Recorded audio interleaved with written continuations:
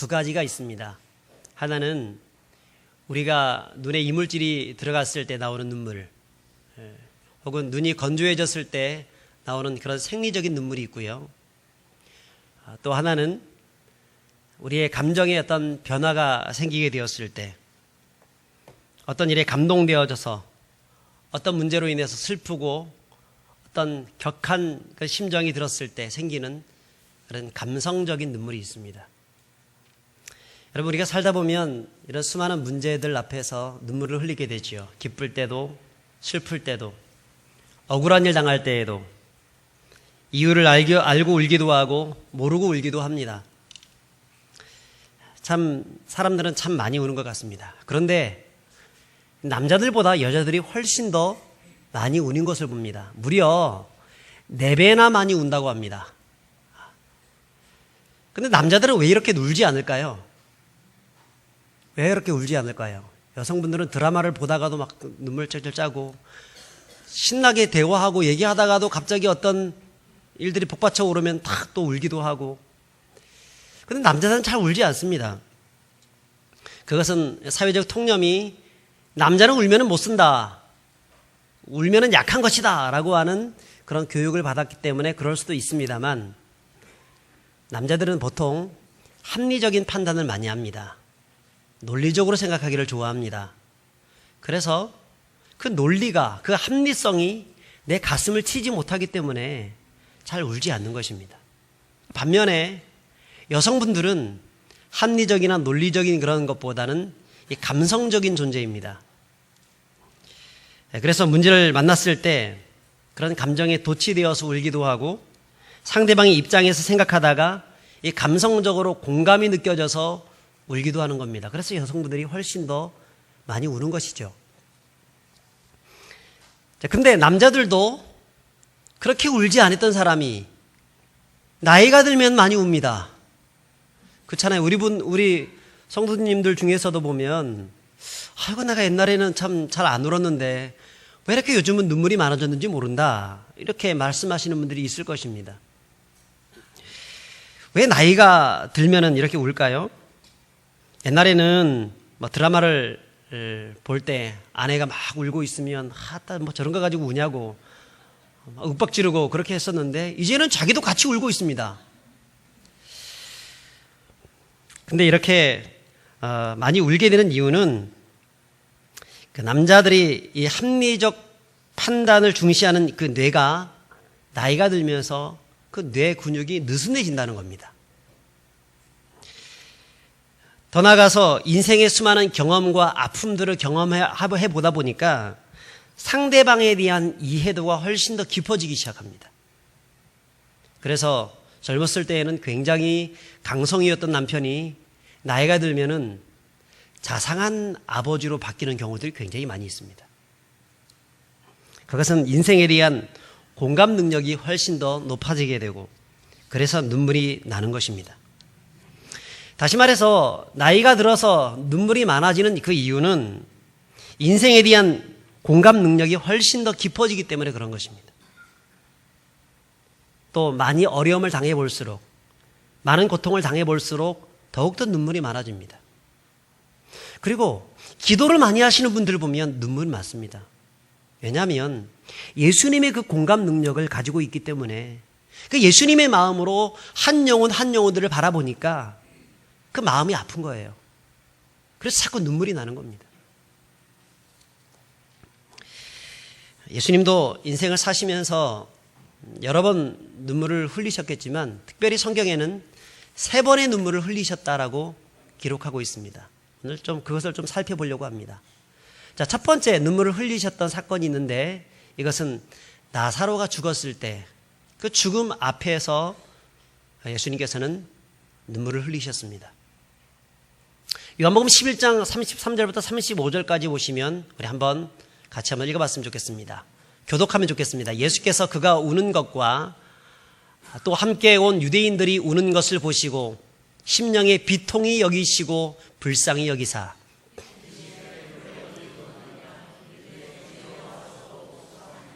예수께서 눈물을 흘리시더라.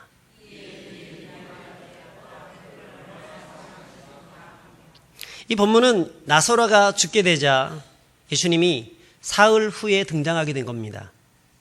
그래서 마르다와 마리아가 그 예수님 앞에 안타까운 심정을 가지고 울면서 예수님 왜 이제 오셨습니까? 예수님이 조금 더 일찍 오셨다고 하면 우리의 오라비 나사로가 죽지 않았을 텐데 왜 이제 오셨습니까? 그 안타까운 마음 가지고 울고 있는 겁니다. 그 앞에서 예수님은 그들의 눈물을 보시고 오셨습니다.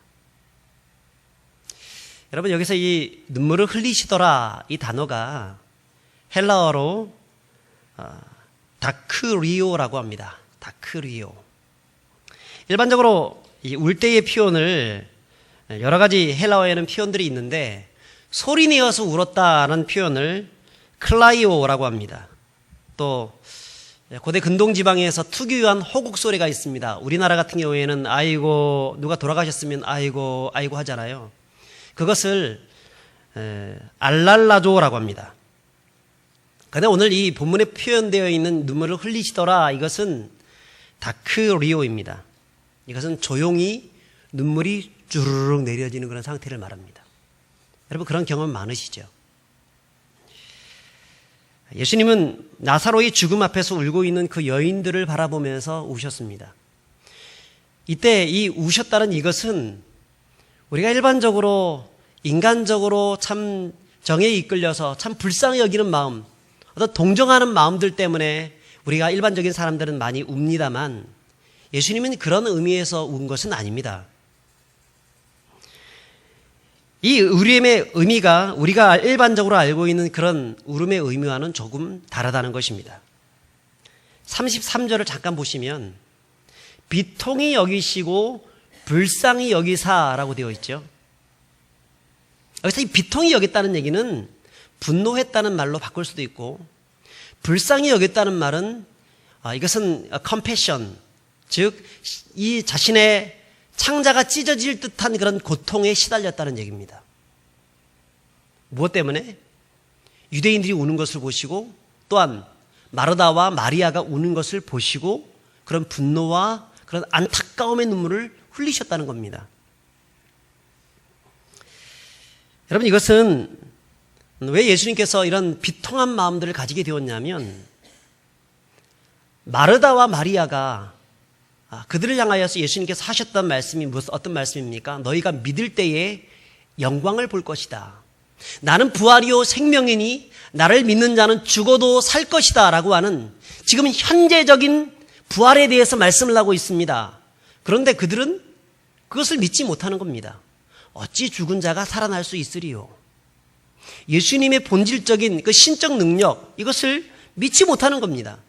그 믿지 못함을 인하여서 안타까운 마음 가지고 비통히 여기셨고 더 나아가서 왜 불쌍히 여기셨냐면 왜 믿지 못하느냐면 그들은 하나님에 대한 절대적인 그런 신뢰 이것이 없을 뿐 아니라 죽음은 결코 정복할 수 없다고 하는 그런 생각들을 가지고 있었기 때문에 그렇고 결국은 그 죽음을 정복하지 못하는 그 인간의 비참한 실존 그 실존 앞에서 예수님이 우신 것입니다. 그런 비참한 실존을 가지고 있다고 하면 차라리 예수님을 향한 온전한 믿음이라도 가져가지고 그것을 극복하려고 하는데 그거조차도 행하지 아니하는 저 인간의 모습들을 바라보면서 예수님은 안타깝게 생각하시고 그렇게 다크리오 그 눈물을 흘리신 것입니다. 그렇다고 볼 때 예수님의 눈물과 우리의 이 감정적인 눈물과는 굉장히 차이가 많이 나지요. 단순히 사랑하는 사람이 죽었기 때문이 아니라 예수님이 부활이요 생명이라는 사실을 믿지 못하고 살아가는 그 인생들, 그 본질적인 죄의 문제 앞에서 주님은 눈물의 통곡을 하신 것입니다. 그러므로 여러분 성도는 어떤 눈물을 흘려야 되겠습니까? 자신의 어떤 슬픈 감정에 도취되어서 눈물을 흘릴 수 있습니다. 동정심에 의해서 눈물을 흘릴 수 있습니다. 내가 정말 사랑하는 그 사람이 일찍 세상을 떠났다는 것, 저렇게 어린 자식을 남겨두고 어떻게 저렇게 떠날 수 있을까? 그런 여러 가지 이유들 때문에 울 수 있습니다. 눈에 이물질이 들어가면 생리적으로 올 수도 있고 감정이 북받쳐 오르게 되면 올 수도 있습니다. 네, 주님은 그것을 다 이해하시고 받아들이시고 또한 불쌍히 여겨주십니다.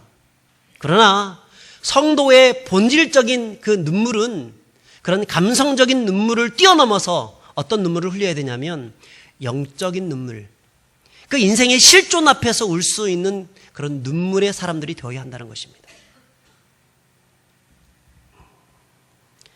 나 자신의 믿음이 없음으로 인하여서 영적인 눈물을 흘리는 성도가 되어야 하고 하나님의 말씀을 신뢰하지 못하며 여전히 죄악의 본성 가운데에서 살아가는 나의 불신앙 때문에 가슴을 치면서 울 수 있는 그런 성도들이 되어야 한다는 것입니다.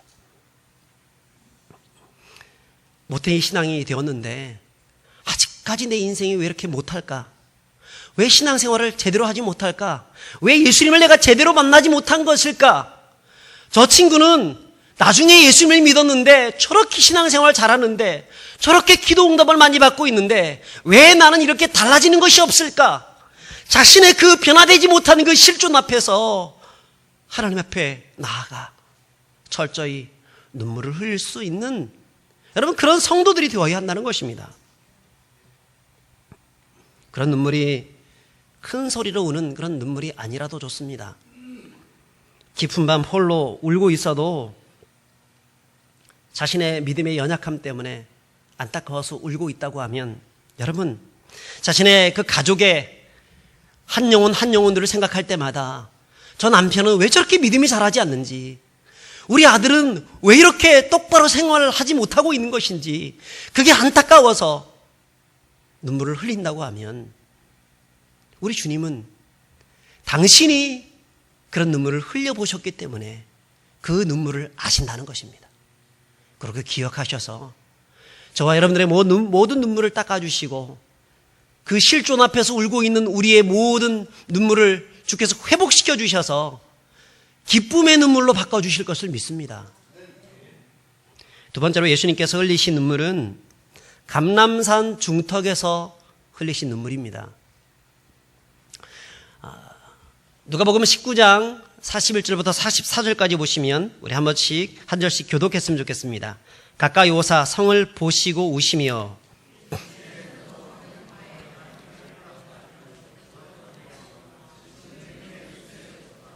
날이 이를지라 내 원수들이 토둔을 쌓고 너를 둘러 사면으로 가두고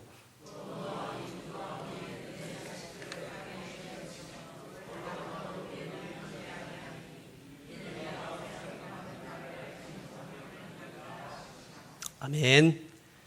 예수님께서는 두 번째 눈물을 감람산 중턱에서 저 예루살렘 성을 바라보시면서 우셨습니다. 예루살렘을 여행하다 보면 꼭 들러야 될 그런 곳이 있는데 바로 이곳입니다. 눈물교회라는 곳이 있습니다. 1955년 안토니오 바블루치라는 분이 이탈리아의 건축가입니다. 이분이 참 멋있게 저렇게 눈물교회를 지었는데 원래는 이 5세기경에 비잔틴 양식의 작은 성당이 저 자리에 있었다고 합니다. 그런데 그것이 파괴되었다가 바로 이분에 의해서 다시 재건축되었습니다. 거기 가면 라틴어로 도미누스 플레비시라고 하는 그런 글자가 적혀 있습니다. 주께서 우셨다라는 뜻입니다. 본문 외관을 잠깐 한 번 더 보시면 눈물 모양으로 이렇게 지어졌습니다. 그리고 저기 보면 내 귀퉁이, 지금 세 귀퉁이밖에 안 보이는데요. 저 내 귀퉁이에 보면 항아리가 있습니다. 어떤 단지가 있는데 저게 눈물 단지라고 합니다. 아마도 예수님의 눈물이 저기에 쌓이고 또 쌓였을 것이다라고 하는 그런 마음 가지고 저렇게 단지를 만들어 놨겠죠. 그리고 교회당 안에 들어가시면 돔 형태의 창문이 있는데 아름답죠. 근데 저 창문 건너편에 뭐가 보이죠? 이슬람의 황금 사원이 보입니다. 많은 순례객들이 저 황금 사원을 바라보면서 운다고 합니다. 어떻게 저 성전이 파괴되어져서 이슬람이 차지하고 이슬람 황금 사원이 들어설 수 있었을까? 너무너무 안타까워서 특별히 유대인들이 특히 유대인 그리스도인들이 저기를 찾았을 때 많이 운다는 겁니다. 주님, 어서 저곳이 무너지게 하시고 하나님의 영광스러운 교회가 저기에 설 수 있도록 하여 주시옵소서. 그렇게 기도하는 것입니다. 자, 이것은 감람산에서 바라본 이 성전산 모습인데요. 제가 이렇게 한번 찍어왔습니다. 예수님 당시는 더 황금돔이라는 것은 없었습니다. 저런 황금돔은 없었고, 저기에다가 뭐가 세워졌었냐면 헤롯 성전이 세워지고 있는 중에 있었습니다. AD 64년까지 이것이 지어졌는데, 언제부터 지어졌냐면 BC 20년 헤롯 대왕에 의해서 처음 지어지기 시작해서 64년까지 그야말로 84년 동안 헤롯 성전이 지어졌습니다. 자, 지어진 그 성전, 아마도 예수님 당시에는 완공되어진 성전은 아닐 것입니다. 그 앞에서 예수님은 제자들과 함께 올라가서 저 성전을 바라보면서 눈물을 흘리셨던 겁니다. 근데 여러분, 여기서 예수님이 눈물을 흘리셨다, 이때 이 단어를 보게 되면 그냥 나사로의 죽음 앞에서 흘리셨던 그런 눈물이 아니라 헬라어는 이렇게 표현합니다. 에크라이센, 소리를 크게 내서 우셨다는 겁니다. 통곡을 하셨다는 겁니다. 엉엉 울었다는 거예요.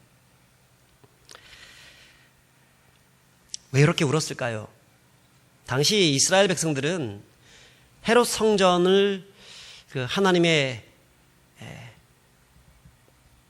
다시 메시아를 보내시는 그 상징으로 생각했고, 또 헤롯 성전에 대해서 굉장히 큰 자부심을 가지고 있었습니다. 저 헤롯 성전이 다 지어지게 되면 메시아가 도래할 것이다. 그 큰 기대감들이 저들 안에 있었다는 것입니다. 그런데 어떻습니까? 지어지자마자 메시아가 도래하기는커녕 그것이 완전히 남겨지지 않고 완전히 무너지고 말았습니다. 그래서 예수님께서는 43절부터 보시면 그것에 대해서 구체적으로 예언을 하고 계십니다. 한번 보겠습니다. 43절 44절 있습니다. 날이 이를지라 내 원수들이 토둔을 쌓고 너를 둘러 사면으로 가르고 그 가운데 있는 돌 하나도 돌 위에 남기지 아니하리니 이는 내가 보살핌 받는 날을 알지 못함을 인함이니라 하시니라. 여러분, 이 예언이 그로부터 약 40년 후에, 그러니까 헤롯 성전이 64년에 지어졌으니까 완공된 지 6년 만에 AD 70년에 로마의 티투스 장군에 의해서 완전히 성취되고 말았습니다. 예루살렘 주위로 로마 병사들은 토성을 다 쌓고 성을 포위하게 되었고, 당시 유월절을 지키기 위해서 모여든 수십만 명의 유대인들이 한꺼번에 그 안에서 몰살당하고 말았습니다. 유대의 역사가 요세푸스에 의하면 그가 유대 전쟁사에서 이렇게 기록합니다. 당시 전쟁으로 죽은 시체가 여기저기 마구 흩어져서 매장할 사람이 없었다. 부모가 그 자녀의 시체를 삶아 먹었고 자기 무덤을 파고 들어가서 죽기를 기다리는 자들도 있었다. 그렇게 기록하고 있습니다. 얼마나 비참합니까? 예수님은 이런 수십 년 이후에 일어날 일들을 미리 보시고 격정적으로 통곡을 하신 겁니다. 여러분, 예수님의 눈물은 그 예루살렘을 바라보면서만 눈물을 흘리시겠습니까? 오늘날 이 한국 땅을 바라보면서, 이 나라 민족 한국교회를 바라보면서 울지 않겠습니까?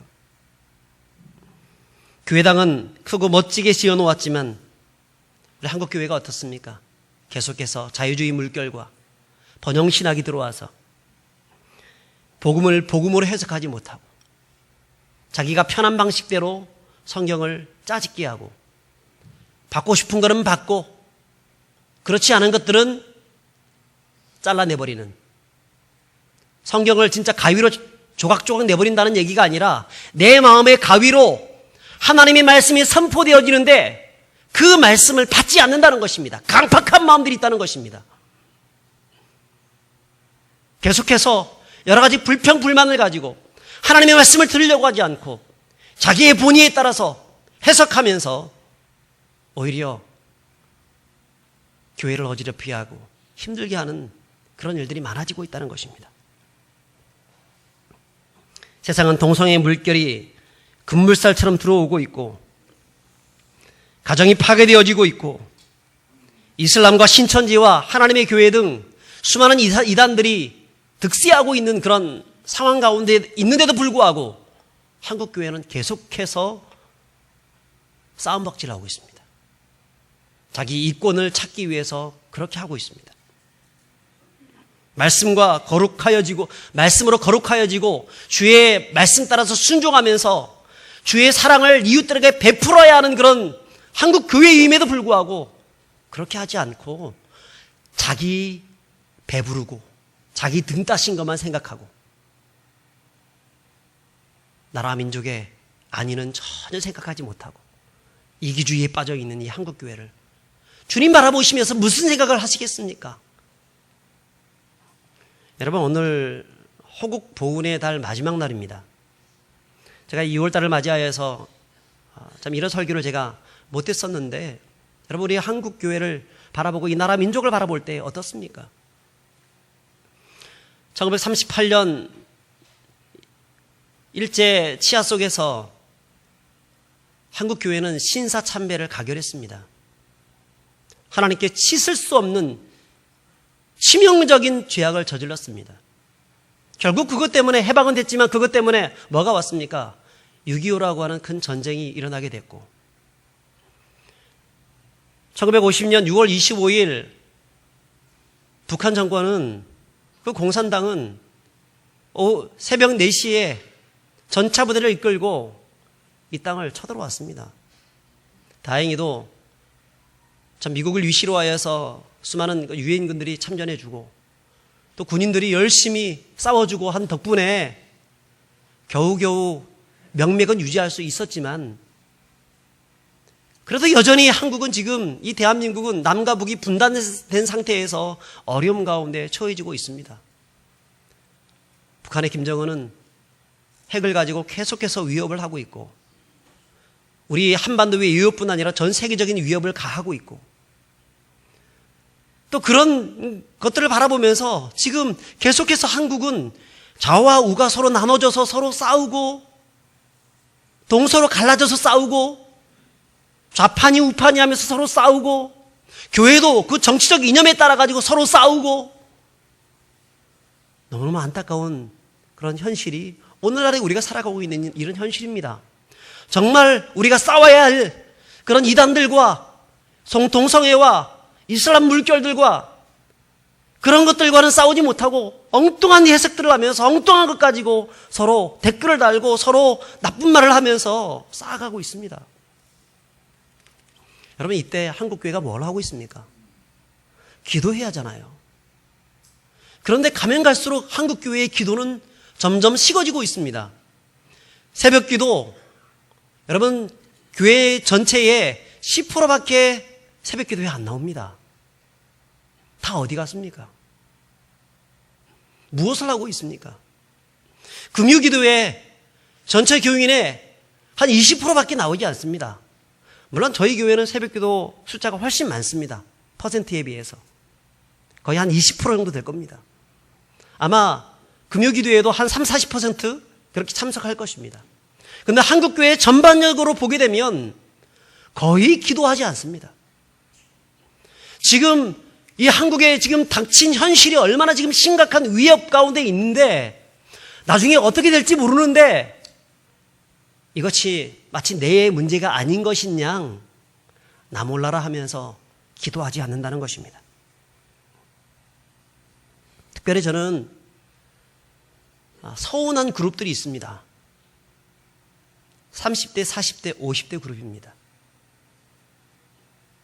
잘 기도하지 않습니다. 헌신하지 않습니다.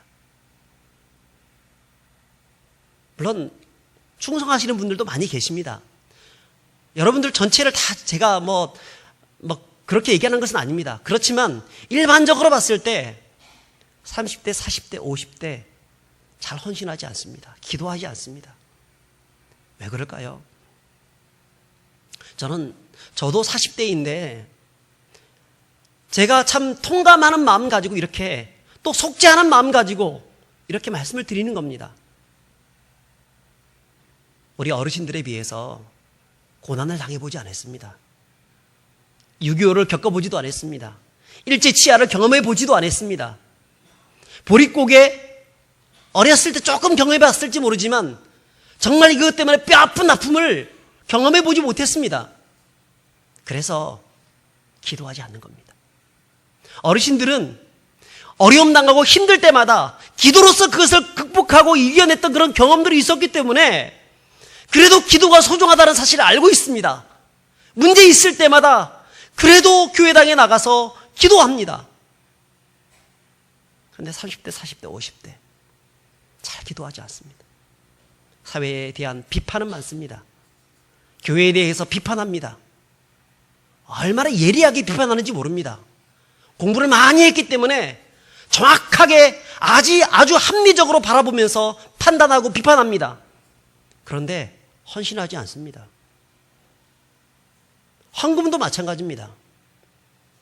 여러분, 어르신들은 정말 그 종잣돈 조금씩 모아가지고 그거 가지고 헌금합니다. 제가 이번에 어떤 집사님 댁에 그 신방을 갔다가 저 울 뻔했습니다. 부모님으로부터 자녀들로부터 흩어져 있는 자녀로부터 용돈을 조금씩 받아가지고 그것을 모아서 또 모아서 나중에 목돈을 마련했다는 거예요. 그 마련한 돈이 300만 원이었습니다. 그거 정말 이 교회를 위해서 이번에 엘리베이터 헌금하는데 전부 다 드렸습니다. 제가 얼마나 감동을 받았는지 제가 눈물이 나오려는 것을 겨우겨우 참았습니다. 우리 어르신들은 그렇게 주의 교회를 사랑하여서 헌신했었습니다. 그런데 30대, 40대, 50대 헌금도 잘 하지 않습니다. 정말 드릴 줄 모릅니다. 받아서 누릴 줄은 알지만 드릴 줄은 모르는, 여러분, 주님이 그런 모습들을 바라보면서 안타까운 심정으로 울지 않겠습니까? 이 나라와 민족을 바라보면서 어떻게 해야 되겠습니까? 비록 내가 고통과 어려움을 겪어보지 못했지만 주님의 마음을 내가 안다고 하면 여러분, 기도해야 합니다. 제가 30대, 40대, 50대 우리 여러분들한테 한 번 더 제가 말씀을 드립니다. 여러분, 기도해 주십시오. 기도에 참여해 주십시오. 함께 가슴을 찢으면서 이 나라 민족을 위해서 기도하는 우리들이 되어야 할 줄 믿습니다. 그런데 참 잘 안 되죠.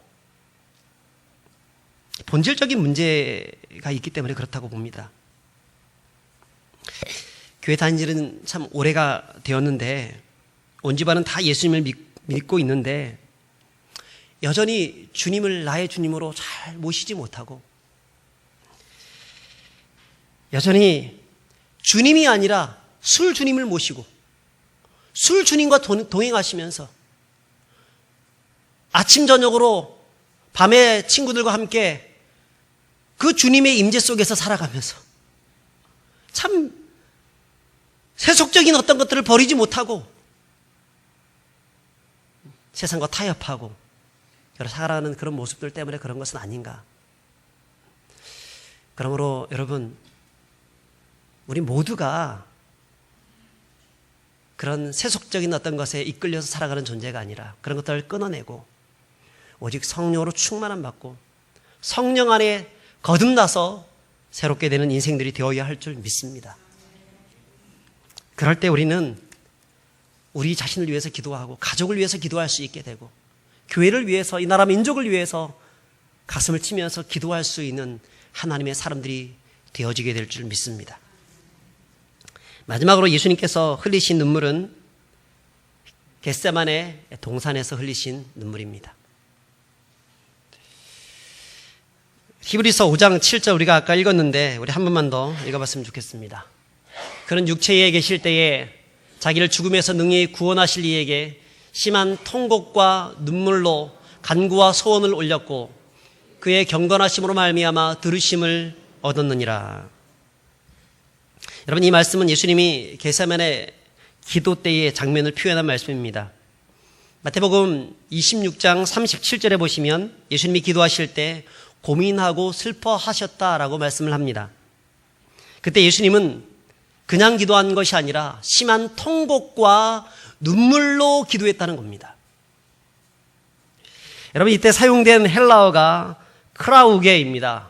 이것은 큰 소리로 통곡했다는 말입니다. 여러분, 왜 예수님께서 이렇게 통곡을 하셨을까요? 저는 두 가지 이유가 있다고 생각합니다.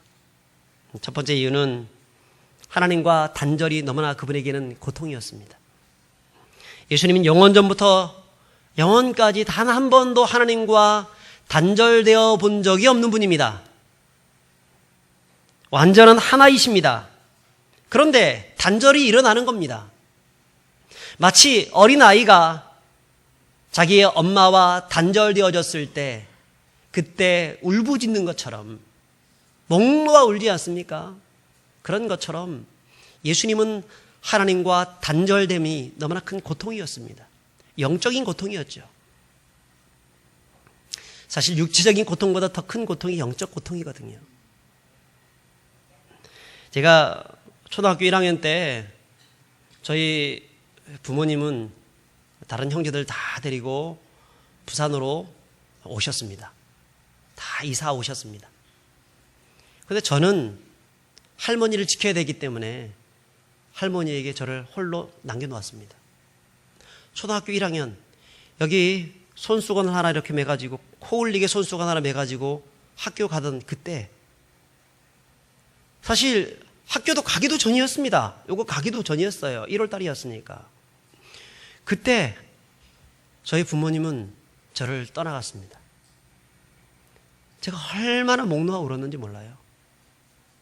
부모님이 나가고 있는 그 뒷검지를 뛰어가면서 그 쓰러져가지고 그 발을 붙잡고 나를 버리고 가지 말아달라고 그렇게 울었던 그런 기억이 납니다. 그것이 저에게 얼마나 큰 충격이었는지 수십 년이 지났음에도 불구하고 그때의 그 충격이 그대로 기억이 납니다.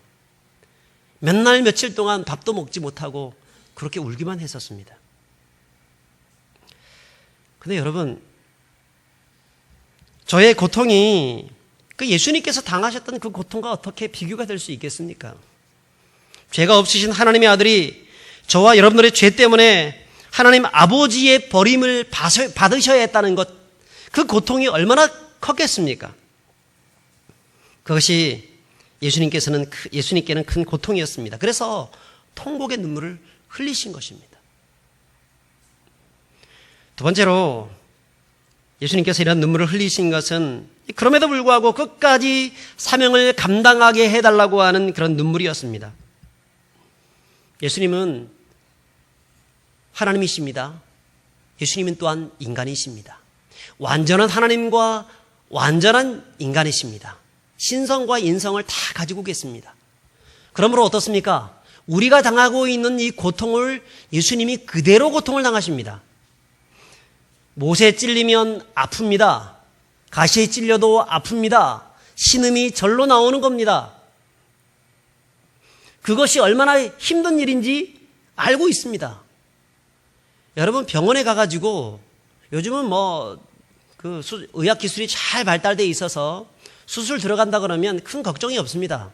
왜냐하면 마취제가 다 해결해 주기 때문에 끝나고 난 다음에 조금 아픈 것만 그렇게 견디면 된다고 생각합니다. 그런데 옛날에는 마취제도 없습니다. 그래서 조금만 하게 되면 어떤 수술을 받는다 혹은 몸이 어디 찢어지게 된다라고 하면 겁부터 나는 겁니다. 우리가 얼마나 참 나약한 존재인지 주사바늘 하나만 들어가더라도 끔찍끔찍하지 않습니까? 그게 우리의 모습들입니다. 그런데 예수님은 친히 인간이 당하는 모든 고통을 친히 당하셨습니다. 채찍에 맞으셨습니다. 가시면열관을 쓰셨습니다. 양 손과 발에 대못이 박혔습니다. 허리에는 굵은 창자극이 꽂혔습니다. 찔렸습니다. 그 고통을 당하셨어요. 그것을 예수님이 알고 계셨습니다. 그것을 당할 것을. 그래서 그 앞에서 인간적인 고통을 호소할 수밖에 없습니다. 하지만 그것보다도 훨씬 더 큰 고통은 정말로 내가 인간들이 당하는 그 고통을 그분께서 친히 공감적으로 알고 계시기 때문에 내가 어떻게 하든지 저들을 위해서 내가 죽어야겠다. 어떻게 하든지 내 몸에 고통이 몰려오고 온몸으로 그것을 받아들여야 할지라도 그들을 살릴 수만 있다고 하면 내가 그것을 친히 감당하겠다고 하는 의지의 통곡. 그게 겟세마네에서의 예수님의 눈물, 그 통곡이었다는 것입니다. 여러분, 그에 비해서 우리의 눈물은 어떻습니까? 우리는 돈 때문에 웁니다. 남편 때문에 웁니다. 직장 때문에 웁니다. 시어머니 때문에 웁니다. 신우 때문에 웁니다. 내 돈 떼먹고 도망간 놈, 그 놈 때문에 웁니다. 내가 원하는 게 있는데 그것이 제대로 이루어지지 않는다고 해서 그것 때문에 웁니다. 속이 상하고 분내가 일어나서 통곡의 눈물을 흘립니다. 물론 우리는 연약하기 때문에 그렇게 울 수 있습니다. 주님은 그 눈물을 외면하는 것이 아닙니다. 아십니다. 깊이 동정하십니다. 체감하십니다. 그러나 그런 눈물보다 성도가 흘려야 될 가장 아름다운 눈물이 어떤 눈물일까요? 그것은 사명을 감당하다가 흘리는 눈물입니다. 내가 이런 고통을 당한다 할지라도 이것 때문에 저 사람이 살 수 있다고 하면, 저 영혼이 회복될 수 있다고 하면 내가 기꺼이 눈물을 흘리겠다고 하는 그 사명 감당하다가 흘리는 눈물. 여러분, 성도의 눈물은, 가장 아름다운 눈물은 그런 눈물입니다. 영혼 구원을 위해서 그러다가 억울한 일 당할 수 있습니다. 여러분, 성도가 욕을 먹지도 않고 어떻게 전도가 되겠습니까? 욕도 안 먹고 손해도 보지 않고 어떻게 전도, 영혼 구원이 일어날 수 있겠습니까? 전도하다 보면, 교회에 봉사하고 여러 가지 앞장서서 일을 하다 보면 이런 욕 저런 욕 많이 얻어먹습니다. 중직자가 되어지고 당회원이 되어지게 되면 좋은 것만 있는 것처럼 느껴지죠? 아닙니다. 훨씬 더 욕을 많이 얻어먹습니다. 그래서 억울할 수 있습니다. 그래서 억울해서 눈을 감고 하나님 앞에서 내가 이렇게 고통스러운 시간들을 보내고 있는데 하나님, 내가 정말 죽고 싶습니다라고 하는 그런 마음을 들 수도 있습니다. 근데 여러분, 이거 한 가지만 기억하십시오. 주님은 성도들의 당하는 그 고통의 눈물, 사명을 감당하기 위해서 어려움을 당하고 있고 오해를 받고 있고 울고 있는 그 눈물을 기억하신다는 것입니다. 아신다는 것입니다. 사람들은 몰라줘도 주님은 아십니다. 왜냐하면 예수님이 겟세마네 동산에서 흘리셨던 그 통곡의 눈물이 바로 그 성도들의 눈물이기 때문에 그렇습니다. 그것을 친히 주님이 감당해 보셨기 때문에 아시는 것입니다. 억울해도 힘들어도 그 눈물이 영혼 구원을 위한 눈물이고 하나님의 사명 감당하기 위한 눈물이라고 하면, 여러분, 오히려 그 눈물은 천국에서 흘리는 하나님의 상급의 눈물이 될 줄 믿습니다. 그러므로 사람 보지 말고 오직 주님을 바라보면서 사명 감당하시는 모든 분들이 될 수 있기를 바랍니다. 여러분, 오늘 제가 이 눈물의 의미에 대해서 세 가지로 말씀을 드렸습니다. 첫 번째, 어떨 때 흘리는 눈물입니까? 나사로가 죽었을 때 흘리는 눈물이었습니다. 예수님은 그때 눈물을 흘리셨습니다. 그것은 그 영혼, 그 주님의 능력을 믿지 못하고 또 그 믿지 못하는 영원한 그 죽음 앞에서 통분해하고 있는, 좌절하고 절망하고 있는 이 인간의 실존 앞에서 흘리는 그런 눈물이죠. 성도는 그런 눈물을 흘려야 합니다. 두 번째 눈물은 감람산 중턱에서 흘리는 눈물이었습니다. 무너져가는 저 성전을 바라보면서, 무너져가는 이 한국교회를 바라보면서, 무너져가는 이 가정을 바라보면서, 세상을 바라보면서 흘릴 수 있는 거국적인 눈물. 여러분, 성도는 그런 눈물을 흘려야 합니다. 그리고 마지막으로 예수님이 겟세마네 동산에서 흘리셨던 눈물입니다. 안타까운 심정으로 사명을 감당하기 위해서 내가 죽는 그것 때문에 모든 인류가 살 수만 있다고 하면 내가 기꺼이 그러게 하겠다고 결단하면서 흘리셨던 그 눈물, 결단의 눈물. 여러분, 성도는 그런 눈물을 흘리는 분들이 될 수 있기를 주의 이름으로 축복합니다. 여러분, 요한계시록에 보게 되면 우리가 천국 가게 되면 주님이 그 눈의 모든 눈물을 닦아주신다고 말씀을 합니다. 1차적으로는 그 눈물은 아마 우리가 이 세상에서 억울한 일 당했을 때, 문제가 생겼을 때 당했던 그 모든 눈물을 닦아주시겠죠. 그런데 그것보다 훨씬 더 깊은 차원에서 그 본문은요, 어떤 눈물이냐면 바로 예수님이 흘리셨던 이 3번의 눈물, 그 눈물처럼 가슴을 찢으면서 이 땅의 교회를 위해서, 하나님 나라를 위해서, 하나님의 영광을 위해서 흘렸던 그런 모든 눈물들을 닦아주신다는 거예요. 사랑하는 여러분, 그러므로 성도는 나의 어떤 감성적인 것에 복받쳐가지고 울 수도 있겠지만 그것보다 훨씬 더 고상한 눈물, 영적인 눈물을 흘리는 분들이 될 수 있기를 축복합니다. 그래서 주님의 마음을 가지고 이 땅을 향하여서 중보하면서 기도하면서 사명을 감당해 나가시는 저와 여러분들이 될 수 있기를 주의 이름으로 축복합니다. 오늘 마지막